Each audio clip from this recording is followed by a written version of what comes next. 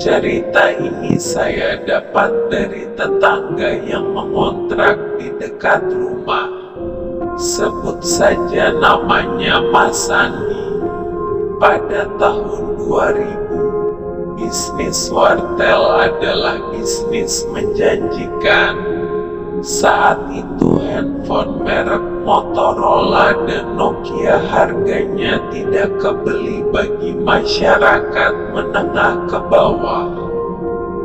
Bermodalkan 6 bilik wartel saja, sudah bisa mengerjakan pekerja paruh waktu. Mas Andi pada waktu itu baru lulus SMA dan meniti karir sebagai pengacara alias pengangguran.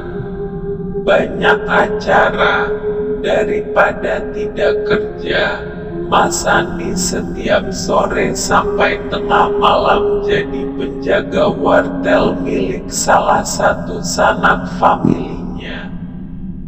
Wartel tersebut letaknya di jalan utama masuk ke desa.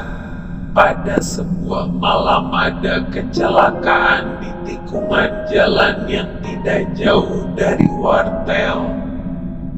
Kecelakaannya adalah pengendara sepeda motor yang diduga mengantuk dan menabrak pohon trembesi. Helm cibuk yang digunakan pengendara tersebut tidak mampu menolong nyawanya. Ya, pengendara tersebut tewas di lokasi kejadian dengan kepala yang berantakan. Bahkan saking mengerikannya, tidak ada warga yang berani mengambil isi kepala yang tercecer di jalan dan pohon. Warga lebih memilih mengatur lalu lintas agar tidak melindas tubuh dan ceceran tubuh pengendara malang tersebut. Evakuasi dilakukan setelah datang polisi dan ambulans. Mas Andi juga tidak luput membantu proses evakuasi. Sepeda yang digunakan pengendara tersebut ringsek di bagian depan, tetapi saat proses evakuasi, Mas Andi dan warga tidak menemukan kunci kontak sepeda motor. Mungkin karena kerasnya benturan, kunci tersebut terpental entah kemana. Beberapa hari setelah kejadian itu, pohon-pohon di dekat tikungan dicat warna putih agar pengendara yang melewati lebih hati-hati. Nah, hari malam Selasa sekitar 7 hari dari kecelakaan tersebut, Mas Andi seperti biasa jaga wartel. Malam itu wartel sedang sepi, mungkin karena hujan dari sore yang masih menyisakan gerimis kecil. Seperti biasa Mas Andi berjaga wartel sambil asyik bermain gamewat. Sekitar pukul 9:30 malam tidak ada pelanggan. Mas Andi pun berniat mau menutup wartel dan pulang saja, karena memang kondisi cuaca tidak memungkinkan.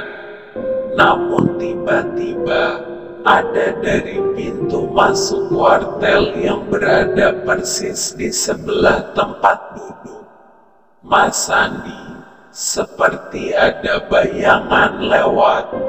Mas Andi pun kaget dan celingak-celinguk, tetapi tidak ada apa-apa. Akhirnya Mas Andi dengan tekad untuk segera menutup wartel dan pulang semakin bulat. Baru mau mematikan komputer server, Mas Andi sadar kalau bilik keenam yang berada di pojok ruangan sedang melakukan panggilan dan sudah berlangsung sekitar 30 detikan. Bulu kuduk Mas Andi pun meremang karena tahu tidak ada siapa-siapa di wartel. Dengan segera Mas Andi mematikan komputer server langsung dari power supply biar cepat. Lampu-lampu dimatikan dan keluar wartel untuk menguncinya tanpa mengecek per bilik, apalagi bilik 6. Setelah pintu wartel dikunci dari luar oleh Mas Andi, dengan tergesa-gesa Mas Andi melangkahkan kakinya. Keesokan harinya Mas Andi kedatangan tamu yang diantarkan Pak RT. Tamu tersebut tidak lain dan tidak bukan adalah ayah dari pengendara yang tewas tempo hari. Bapak tersebut mengaku kalau kemarin malam dia mendapatkan telepon yang mengatakan kalau kunci kontak berada di bawah akar pohon trembesi yang mencuat di jalan. Dan ternyata memang benar kunci tersebut berada di sana.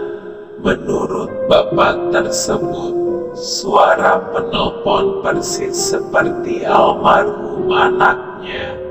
Tetapi penelpon mengaku bahwa dia penjaga wartel di desa dekat lokasi kecelakaan. Setelah mengatakan itu, sambungan telepon tiba-tiba dimatikan oleh penelpon. Mas Andi yang keheranan lalu menceritakan pengalamannya tadi malam. Baik Mas Andi sendiri, Pak RT dan ayah korban tabrakan semakin heran dengan kejadian yang terjadi.